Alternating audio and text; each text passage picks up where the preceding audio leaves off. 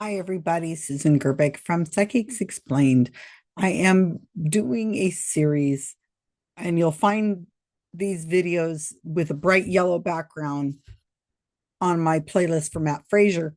They are standalone, should you want to watch just one, but I find that they're much more interesting, at least to me and to people who take this a little more seriously. We're really trying to follow Matt Fraser and his methods and watch them in series and watch them in order. So this is the last of the readings of this series. He did them all in 90 minutes and he talks very fast. He does not take any breaks. He is a hard worker. I've never said anything different. He is definitely a hard worker. This guy's on the road all the time, travel, travel, travel, travel, and stays in character the whole time. So Matt is going to give a reading to three sisters. Now I've blurred these people out so you can't see, but I did see, and I still have the unblurred that they're all about the same age. And this is another sad one. And oh my gosh, as they all are. And it's interesting to watch these and feel the piece of the life of the people that they're missing, the grief that these people are really experiencing, the fact that they are so motivated to get these sittings that they're willing to overlook the obvious cold reading, even if they knew what cold reading was. I would think that people who were like us, that were not invested in these readings, we would leave it going, he didn't really tell him anything. He didn't say any names. He just kind of, but you can see what's happening on the side of the sitter, the motivated sitter, is they're making the connections. And sometimes they have to stretch a little bit to make that connection. And it's really sad because also once they leave these readings, they're going to say that it was very different from what actually happened. We have the tape. We can look at it. We have the video, I should say, not the tape. There's no tape. We have the video. We can actually see it. But for most people, they're not recording their videos. They're not, I mean, the readings or even doing audio. So it is pretty sad once you sit and look at what actually happens to what their memory of what has happened or what they tell other people. And then those people say they heard. Anyway, all right, please leave me comments. I always enjoy your comments. We are creating a little community here. I see that people are starting to watch the videos I put up in the last hour or two, and I'd like to see a lot more comments because you see things that I don't see, and you have a different interpretation on it. Sometimes you think I might be a little too difficult, too tough on the medium we're researching. I'm fine with that. Give me some criticism. All of that. I'm open to all of that. So let's get into it with these last three. Now, I am going to point out again that of the 9 sittings he does in this 90-minute time, 7 of them are multiple people sitters that are chosen, and several of them have been 3 people. So there was 9 readings. One was just a woman by herself. Another one appeared with one woman the video by herself. Her name is Cassie, but her husband was sitting offside. And when the reading started, she brought him in. So the people who are choosing who's going to be getting a reading might have known there was 2 people right there. But when we first see the reading, it's only one person. So of the 9 readings that are done, 8 are multiple people in the reading. And I have another day of 90 minutes of videos still to go through. And in that, I think it's the same thing we see. And this is a hallmark of cold reading, as you can expect. The more people that are on the screen when you're cold reading, or if you have them stand up in the audience and you got 5 people, 2 people, 3 people in the audience, and you have them stand up, you're more likely to get a hit on whatever you're cold reading if you have more chances, more people to say, oh, that's mine. Oh my gosh, that's my father-in-law. It doesn't even have to be related to the person they're with. It's very common for Matt Fraser to do. It's a hallmark of cold reading. Now, people who are fans of Matt Fraser or his team, who is probably been told, pick out people who are multiples for when you go for the readings. they're probably being told, and I don't know this for a fact, but this is what I think. They're being told the more people that are on the screen, the better, because that's the more people he'll be able to help. Because he's not going to be able to get to everybody that's here. I don't know if there's 50 or 500 people there. He can't get to them all. So the more people that are on the screen, that's probably a good thing, because then he's helping more people. So I can see his supporters saying that, and I can see the team member who's selecting who's going to be on screen being told that, or thinking that's, I'm sure they were told that, because you don't just pick always that, because we can see on the screen whenever there's like a change, like whenever he freezes or it flicks between screens, you get a brief glimpse of other people on the screen. And because we're recording this, we can stop, go back to that frame, and we can see the people there. And there are a lot of people that are there by themselves, a lot of people by themselves. And there's a lot of men. Well, not a lot, but there are men there, and men never get chosen, single men. So, yeah, I don't see a lot of cell phone like portrait readings. I'll have to think about that. In this series we've done of 9, I don't think any of them have been cell phones. A lot of them are Macs, and you can tell it's a Mac because the way it tracks the people on the screen. When somebody moves off screen, the computer will try to track to the 1 or 2 people that are left. And then when the person walks back into the frame, then it zooms out and it gets to 3. Now that's a characteristic of Mac computers. It might end up becoming the norm in the future, and it might not be only Macs, but that is something I've noticed with Mac computers. And eventually, of course, this will probably change. We're recording this in October of 2025, and the readings took place in October 2025. All right, we can do this. Let's go. Leave your comments.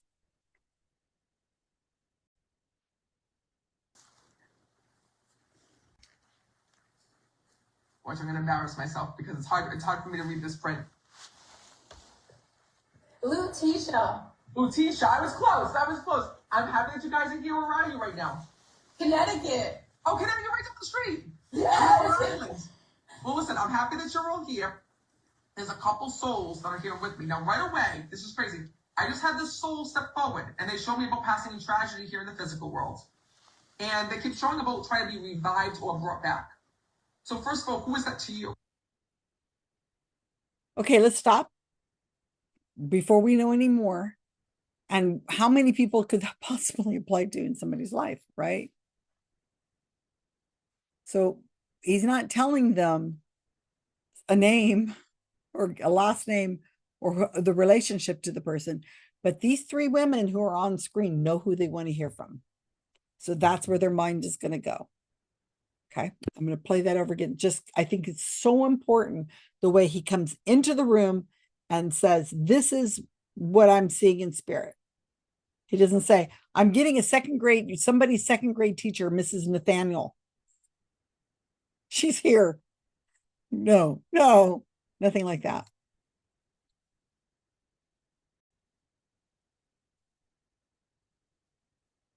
Lutetia, I was close. I'm happy that you guys are here. Where are you right now? Connecticut. Oh, Connecticut, right down the street. Yes. Well, listen, I'm happy that you're all here.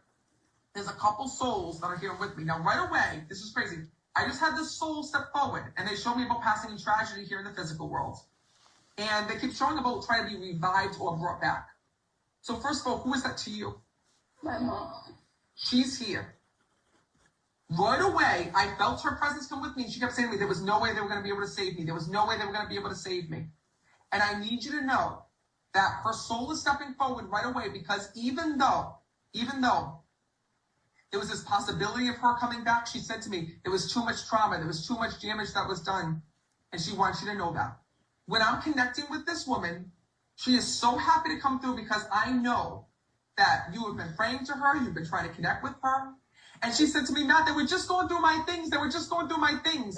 And she shows me about you trying to find pictures of her. You were just pulling out pictures of her, like before you came to this online event. Is that true? It's so true. Know that she knows about that. And what is it? Oh my God, you're right here. I love this. And when I'm also connecting with your mom, she also just talks about her jewelry and about you trying to redo her jewelry, or you were thinking about remaking a ring. So how do you connect with that? Me. Yeah, I wanted to do an urn, but like the ring. Your mom just said to me, Matt, she says, tell my daughter, she says that they're a little bit crazy. She says, and I want them to know that I don't want them to have to go all out of their way to remember me. She goes, because I'm with them every day. She's actually telling me about you guys getting. Okay, so these are very motivated sitters. They've got a picture of their mom right in front of them, and they're going to show you some jewelry in a minute. He says, you were going through pictures and her stuff before this reading. They're like, yes, we were. Not after the reading, because we're still doing the reading right now, but before the reading, whatever before is. So it could have been like, half an hour before, or a day before, or five weeks before, but before. And so he said, okay, people don't throw away jewelry that meant a lot to somebody. It's just, we give it away to people. Possibly it's sold. But you don't throw it away. So jewelry is one of those things that usually ends up staying around. Also blankets, quilts, things people made, unless they have an overabundance of like maybe art they did.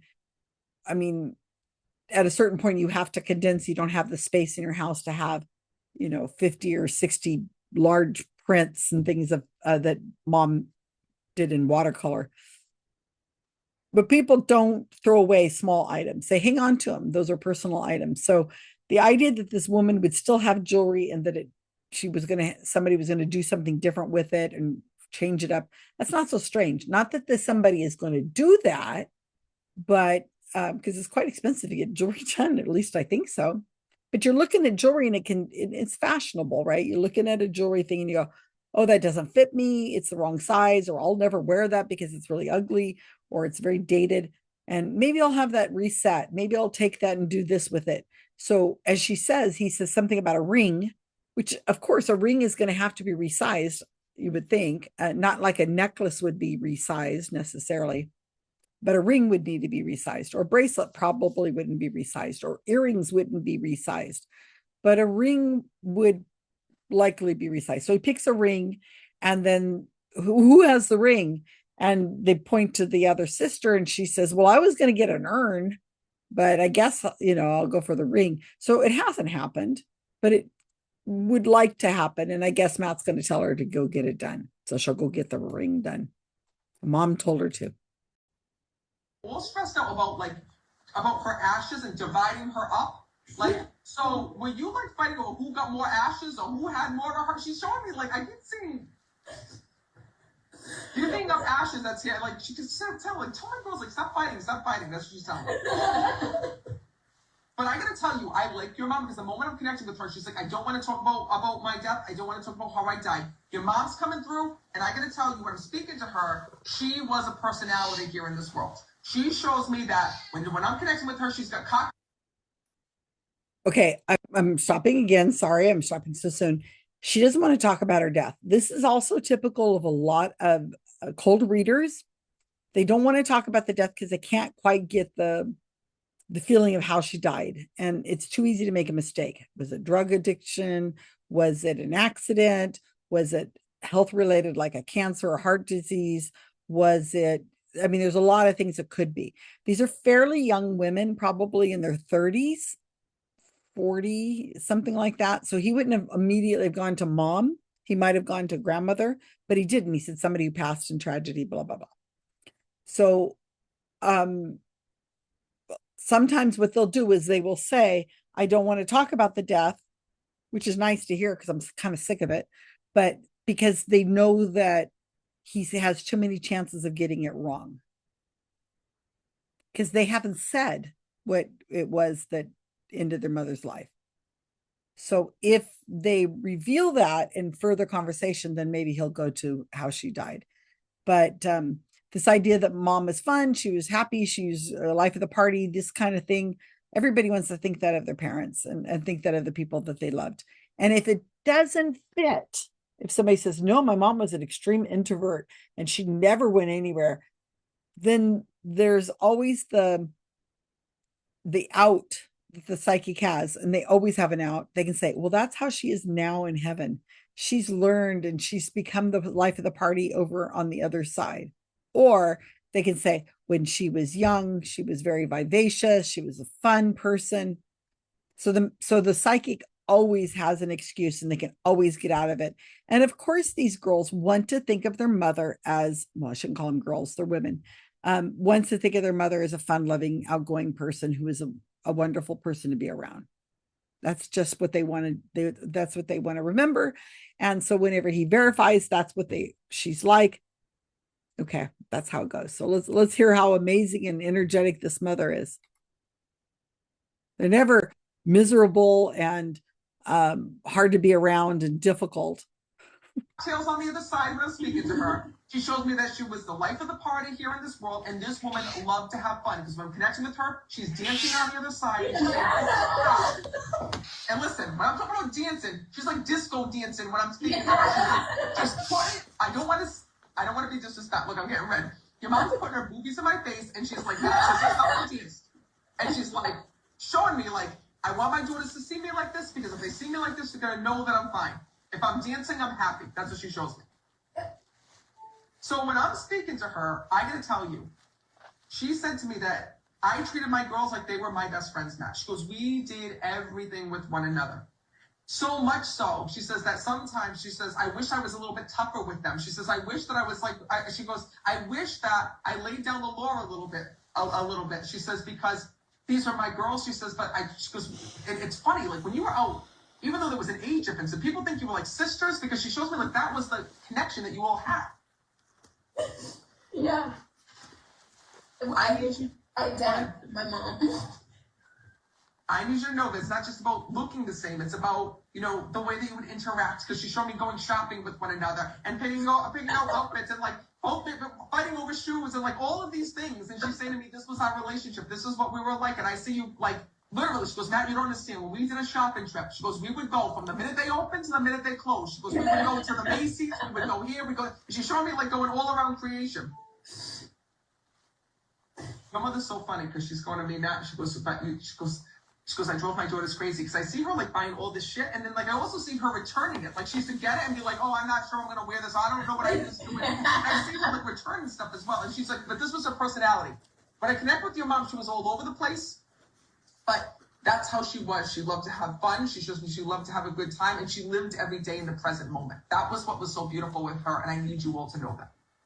She's telling me that there's these deep regrets about the day that she died, about feeling like you could have saved her or gotten to her. And your mom says, I never want you to have to think about that or go back to those moments. She says, what I want you to know is that I always hoped and prayed that there was another side, that there was an afterlife. She says, I want you to know that I am here. I'm also hearing a name I'm connected. Is it Tina? Or like Christina? I keep hearing that name.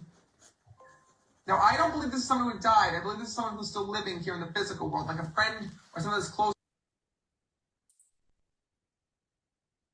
Getting a Tina, a Christina. These are Hispanic women, and Christina and those kinds of names are, well, actually they're common in many cultures, but I'm raised in a world where there is an awful lot of Hispanic people in my town, and I had lots of classmates and friends and family and people I knew of that were Hispanic and in the Christina world. It's just a common name. Okay. Maybe where you are too. Let me know in your comments. But he says Atina. He's looking at them. He can see them. They're not blurry to him. No reaction. Count of 2. 1, 2. Christina, Atina, kind of Christina like 1, 2, 3. They're not dead. They're here. It's not somebody on the other side. 1, 2, 3. It could be a friend or somebody like you see how he's just doing that? And I'll play that again for you because that's just cold reading. Name I'm connected. Is it Tina? Or like Christina? I keep hearing that name. Now, I don't believe this is someone who died. I believe this is someone who's still living here in the physical world, like a friend or someone that's close to her. 1, 2. I want to think about her work. I keep hearing that name. I'm also hearing Lisa. Lisa. Who the hell's Lisa? Lisa, Goyaso's daughter. It was she used to live once in a building, and the dad is now dead, but the daughter's name is Lisa. Yeah. Oh, maybe. And our I'm grandma. not sure because I'm hearing that name. Like these people are still living, not people that are on the other side. So people Yeah, that no, she's she's taking reference still to. living. She's bringing up these names, and I also have to tell you this: when I'm connecting with your mom. Again, I got to stop because I need to make sure it's clear.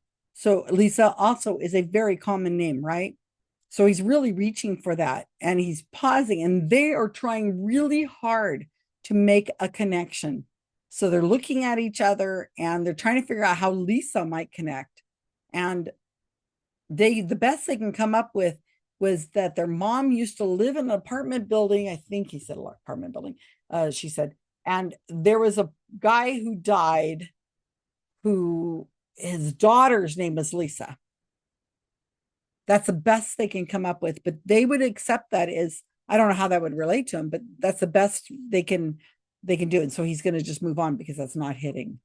A very common name like Lisa. Lisa's not a very common name in the Hispanic community, at least where I'm at. But the Tina sounding names are very common, and crystals, those kinds of names, very common. All right, so he's moving on because he's not getting a hit. Let's see my notes here. Oh, there is something that's about to happen that I think should sum up all the readings we've ever heard that one of these sisters is about to say. And I will highlight that as soon as it happens. All right. Right after it happens. So if I have to start again, interrupt again, I'm sorry, I will. She said to me, I want my girls to know, thank you for going through my things. She says, and thank you for the memories that you've held close of mine. When I'm connecting with her soul, your mom is also telling me in spirit that the hardest thing that you had to go through was not only her leaving this world, but also about not knowing her wishes afterwards. And I'm going to be honest with you. Oh boy. Did she not want to be cremated? Because she keeps telling me when I'm connecting with her, like, I wasn't planning on being cremated. That was my thoughts. She doesn't care. She goes, I want them to know that I just was surprised. She says, because I had a place I was planning on going. So I feel as though that she kept talking about what the cemetery with our family was. And she goes, there was a family plot or an area. And she goes, I want them to know that I want them to know that I originally, do you know what I'm talking about? We're trying to connect it, and the only thing that I can think of is with her favorite aunt in Puerto Rico. It's got to be what it is, because all she's showing me is like, I thought that I was going to be laid to rest, right? When you were to make the decision to cremate her, she says to me, I want you to know. She says that on the other side, she goes, she's not mad, she's not upset. She says, I'm happy that I get to be with my daughters. That's what she tells me. Now that I'm hearing this the second time, I'm hearing something that I didn't hear before. So she says, I was surprised to be cremated. And I think the first time I heard this, I thought, wow, he knew that she was cremated. That's amazing. How did he know that she was cremated? That's a bold statement to make. Some people are, some people aren't. But then now I remember, now that I'm seeing this a second time, he already talked about the ashes a couple minutes ago. And the girl said they confirmed that there are ashes. And that the mother is supposedly says they're fighting over, trying to divide up the ashes. Ooh, that's just creepy. But okay, whatever. So he'd already heard that. So sometimes you hear stuff you didn't hear before. But did you hear what that woman said? She said, we're trying to make sense of this. I wrote this down. We are trying to connect it. And that really sums up every reading we've ever had, it is the motivated sitters, just the whole thing that makes this appear to work is that the sitter is trying to make this connect. And there's three of them trying really hard to find a way of making this connect. And so now they're like, well, I guess it could have been a favorite aunt of hers that is in Puerto Rico that she thought she would be laid to rest there. And mom wasn't too clear of this. Well, again, mom is pretty young. These, as I said, these three are in their 30s. And so mom would be what, maybe 60, 55, 60, something like that, maybe 50 when she died. And so I'm 63 and I'm a planner. So I have the type of person who's got this all done. But an awful lot of people, especially people who are just living life and enjoying their lives in their 50s, are not thinking about, oh, I got to get my wishes down and write it all down. It's just not necessarily something they're doing. So he's throwing out a trope. He's throwing out something that's probably accurate. And, anyway, let's go back to this. Well, sort of. Now, what's really interesting as well is she's also showing me in spirit this beautiful connection to prayer beads. I keep seeing prayer beads when I'm connecting with her. So do you have a rosary of hers?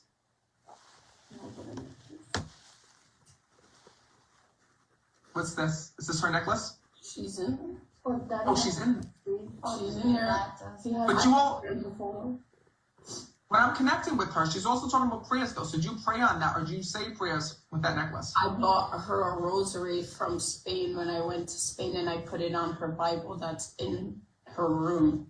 Oh, hello, pay attention. That's what she wrote. She was bringing me to the rosary and saying that anytime that you need her, go back to that same rosary. Your mom used to pray on that rosary. She shows to me like that was like, when I say pray, I didn't see her sitting there holding the beads. She shows me she used to hold it, talk to God, and she says to me that she loved those rosary beads. And she wants you to know that in spirit, she says that she's so happy that you still have those. Because anytime that you're missing her, any of you, she says, pass around those rosary beads. You'll feel me. She goes, you'll be close to God. She goes, and I want you to know that I'm watching over every single one of you.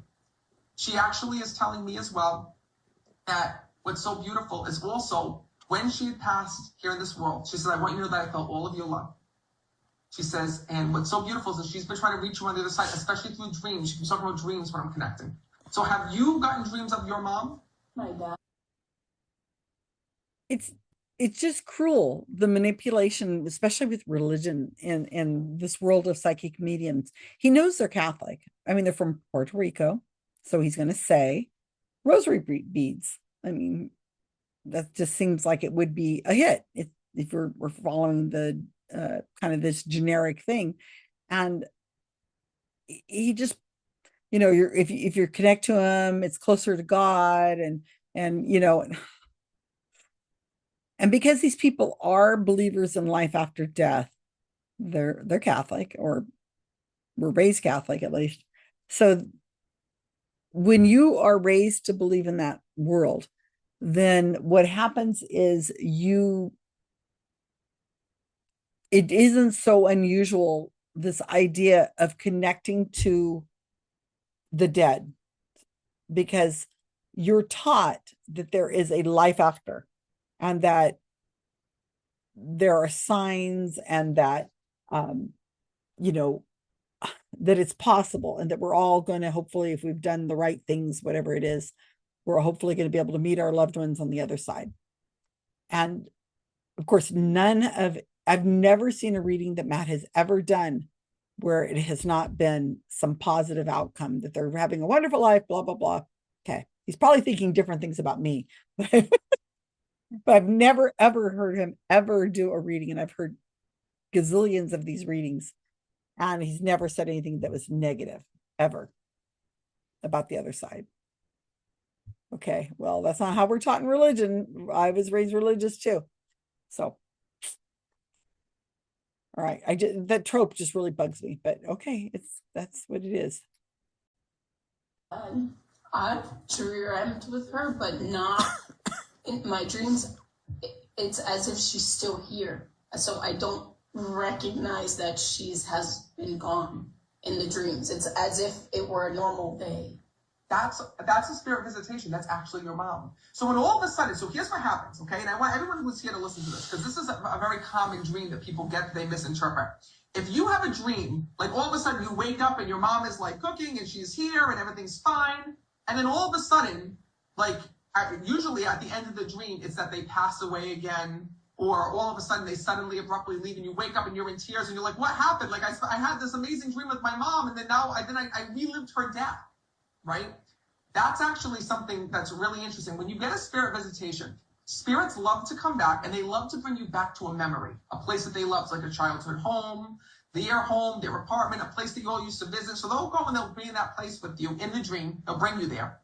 But then what will happen is that your mind is also saying, well, this can't be because I know that her mother died. I know that her mother's not here. So it's like as your loved ones try to visit, your mind is trying to convince you otherwise and saying, wait a minute, no, remember, she's dead. This can't be real. This can't be real. And that's when the worlds kind of collide. But that is a spirit visitation that you get. And I'll tell you, that's a very common thing where people oftentimes don't realize that that's a visitation because of how abruptly it ends and the loved ones getting sick and all of these things.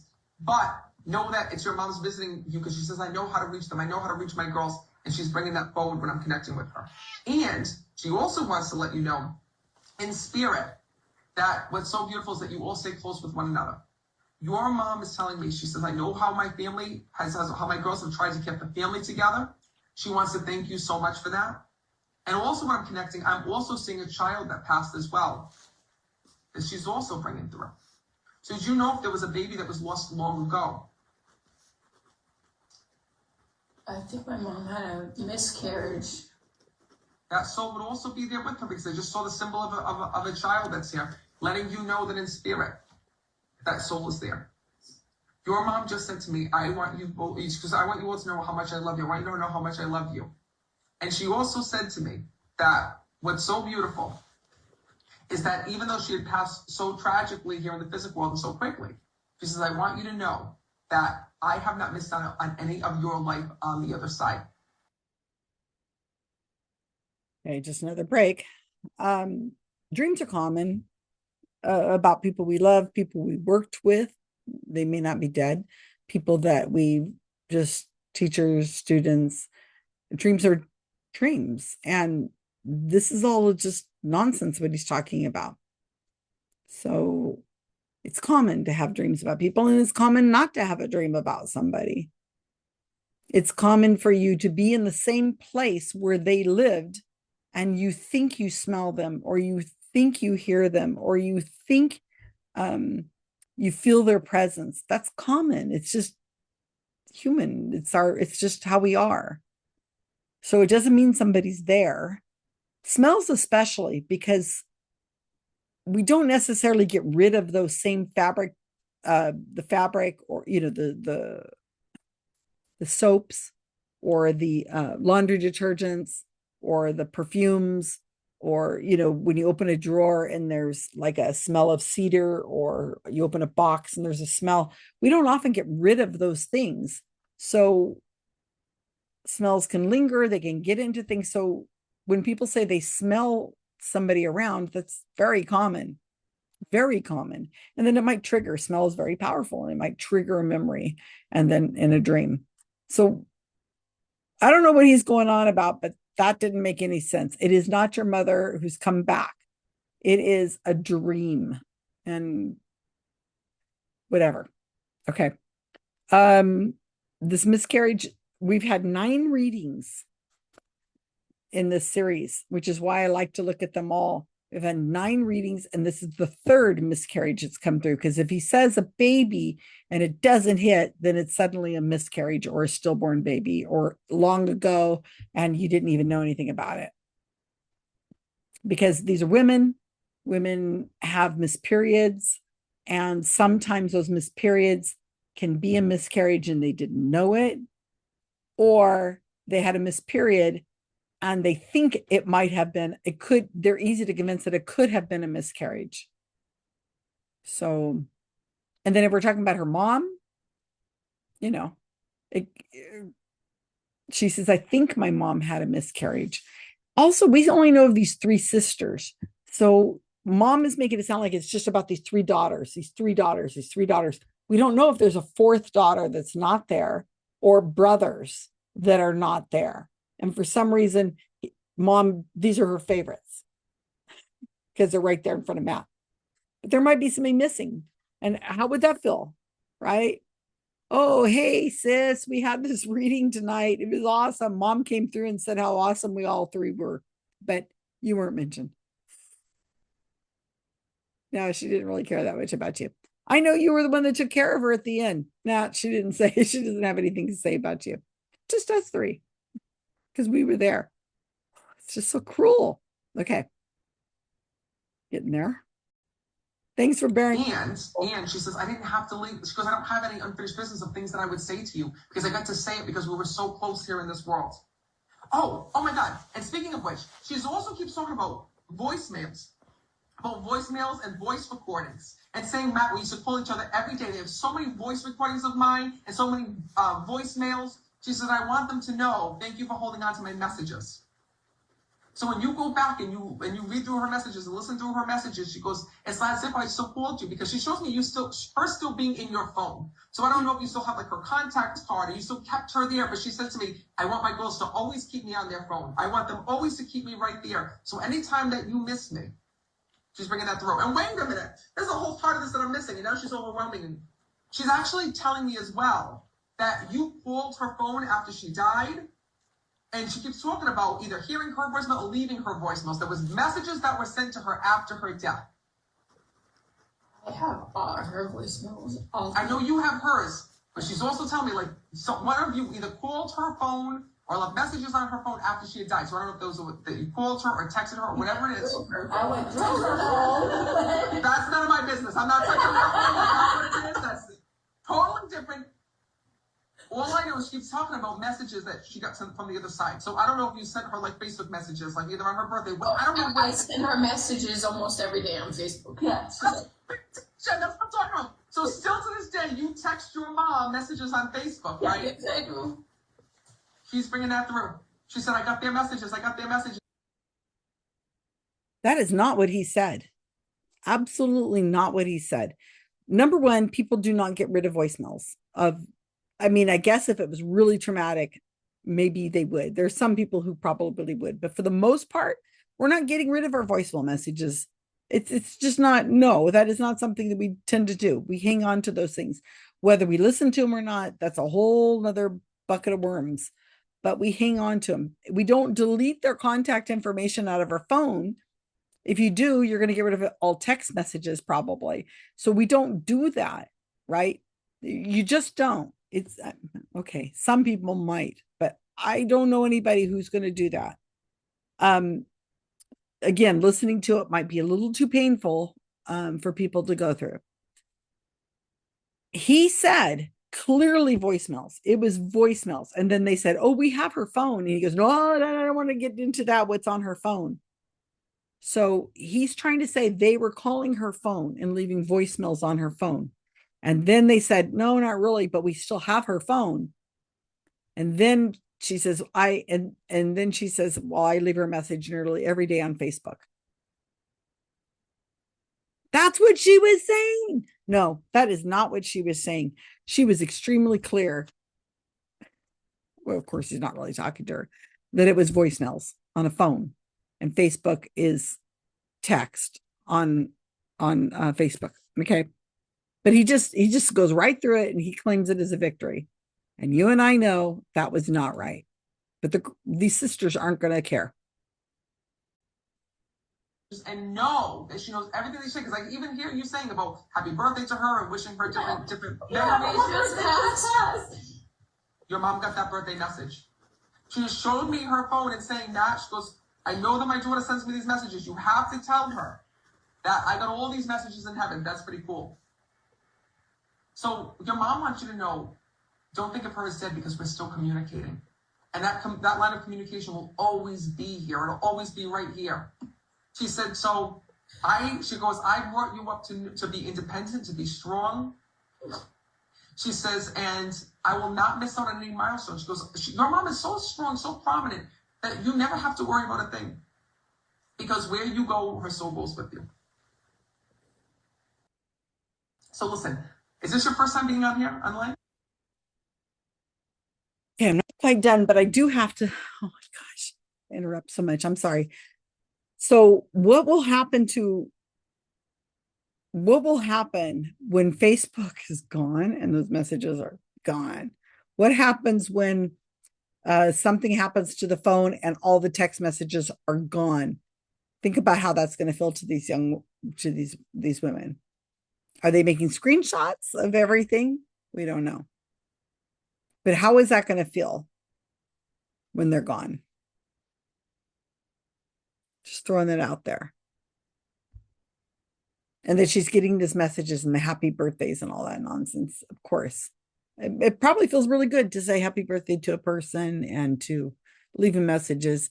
I think the grief counselors, licensed grief counselors who are like trained in therapy, I believe that's one of the things that they tell people who are going through grief is one of the tactics they use is to write them a message, leave them a message, put it in write it on a note, put it inside a jar at the same time every day. Or some will say maybe burn write it and then burn it. But to get your feelings out and your thoughts out and that kind of thing, and that's a one tactic to get through the grieving process. So that might be pretty helpful to do. So yeah, I was just thinking about that. What's going to happen when these things go away? Her phone is lost. Technology gets to a point where we don't have the ability to retrace those messages. I don't know.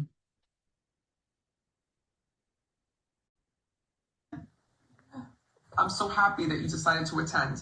And I got to tell you, I don't know if it's near you. I'm coming to Foxwoods. I'm coming to Connecticut. Yes, I am. I just announced it. Actually, I'm coming in December. I think December. I want to say December. December. Yes, December. I want to say December. I want to say December 12th. I could be wrong on that date because I have 35 tour dates from now to the end of the year. But what I want you guys to know is that if you come to the Foxwoods event, you let me know. Write an email to my team, and I'll put you in the meet and greet so I can give you guys a hug in person. Yes, please. We'll do it. And by the way, this one other thing she's also telling me, I also see a freaking cat that died that's here. Okay. So did no, it's not a dog. It's your mom specifically telling me a cat, and she was shocked to see this freaking cat that's here. I feel as though that this cat was like a stray, like that either somebody brought in or like. Well, I mean, maybe maybe. Our cousin always took She always took it. Yes. And my mom used to visit her all the time. Yeah. So whatever it is, those souls are also there on the other side because your mother's like, I can't believe I'm like these cats made it to heaven. I'm like, I'm watching the cat. So no, it's her way of just acknowledging that and letting you know that she'll always be there. Oh, this woman won't stop talking. It's like she's not gonna be. But she's also telling me make sure you put ornaments out. She's also talking about ornaments and decorations that you have. Yes, she says, I want you to know that I'm gonna be with you through the holidays. So when you put those out and remember her, know that she will be right there and by your side. I want to thank you guys so much for being here. I hope I get to see you in December. We will. We'll make it happen. It's her birthday. Yeah, that's my birthday. Oh my God, I love that. Well, listen, I hope to see you guys then. And in the meantime, Thank you so coming much. on here tonight. That was amazing. Thank you. You know, what's amazing is this, is that I do these online readings because, you know, so many people come to me and they're like, you're not coming to my state, you're not coming to my city, you're not coming to this place, you're not coming to that place. But what's so beautiful, what I want you guys to know is that your loved ones in spirit are always with you, and they're trying to make connections happen. And that's why it doesn't matter if you come in person, if you come online. Don't get me wrong, I love the in-person meetings, you know, but the online meetings are really special as well because they allow me to reach you guys when there's no other way possible. But you know, what's amazing is this, is that tonight, what was incredible, and even like now, there's like so many souls that are coming to me that literally have passed away in recent months or within the year. And usually that doesn't happen. Usually it takes about a year's time for a loved one to come through and speak from spirit. But what I want you to know is that when souls do come through in this way, there is a reason for it. And in this case, it's because of the fact that Halloween is right around the corner. So this is the time when your loved ones in spirit are with you the longest, the strongest, and trying to get through because our world is closest to their world. And what I want you guys to know, for all of you who are here right now, is this, is that when hearing your loved ones and connecting with your loved ones and speaking to your loved ones, they're also trying to get in touch with you. So it's really important to look for signs like dragonflies, butterflies, repeating numbers like 1111. The signs are everywhere. And what's crazy is that while you're all here with me right now, right, you all have. I don't know about you, but I'm exhausted. He's got 35 more tour dates before the end of the year. This guy is busting his you know what. He is a hardworking man, really is. He is making money hand over fist on the road all the time. He's got two young boys. Boy. And I believe he takes them with him when he goes, but he's trying to get all the work he can get done before they get to be school age, I assume. And they won't be able to tour with him so much. But kudos to him to being a hard worker. I just wish he was doing it in another occupation and something that his sons will grow up and feel some pride over what their father is able to do. And I don't think it's mediumship. I think this is just despicable what he does to these poor people. So, I mean, what the heck? Halloween? What does he think this is, like the Disney show Coco? That we're closer to them because of the Halloween, the Dia de los Muertos, or what? I mean, it doesn't make any sense, but it does in his mind, and everybody listening goes, oh yeah, of course, Halloween, demons and angels and Dia de los Muertos and all that. All right, no. He's going to talk about an upcoming event that he has with his mother on the 30th that just passed. So he is doing a promotion for that. And I have been to that VIP event for Matt Fraser in last October and wrote about it. There's an article I wrote about it, and I had a little conversation with him. And he lost his charisma for a couple moments while I was telling him, reminding him who I was. And that was interesting. I have a video on that, and there's an article on that. So check that out. 1111. That's so silly. That is another one of those tropes that psychic mediums do. A cat that's over here. So these sisters did not know anything about a cat. And then she says, oh, our cousin had always had cats, and my mom used to visit the cousin a lot. So that must be one of those cats. See how they're trying so hard to make this fit. And that's where they have to go with this. And put out ornaments, put out decorations of hers to remind you of hers. Okay, whatever. It's 9 readings. It's taken me 3 days to get these 9 readings out to you. I really am exhausted. It is a lot. It is very draining. It's very emotional. I hope you guys appreciate it. I really appreciate you guys watching my videos, and leaving me comments, because again, it's hard. It's really hard to feel like you're doing this by yourself. I know I'm not by myself, but it is a lot. And then I'm trying to remember all the different readings. So I'm not sure I have anything more to say about this particular reading, but I am going to try to get the next set of readings out. I might take a little bit of a break. I have a lot of gardening to do. I really should do that. I just like to have everything done, out and done. All right, everybody. Please, as I said, like and share, subscribe. Appreciate you guys. Leave me comments. It just helps the algorithm out. It makes more the ability for the video to get out further. And did you hear my cat? My cat was making meowy noises. That was quite funny. That was Imogen. All right. Take care, everyone. Please stay safe. Be kind to each other. Have some empathy.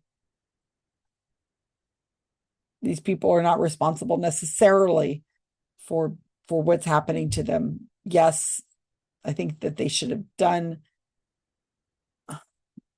I mean, the information's out there if they should want to see it and use it, but we're not all on the same path, and everybody has different life choices and things. So don't be too hard on these people.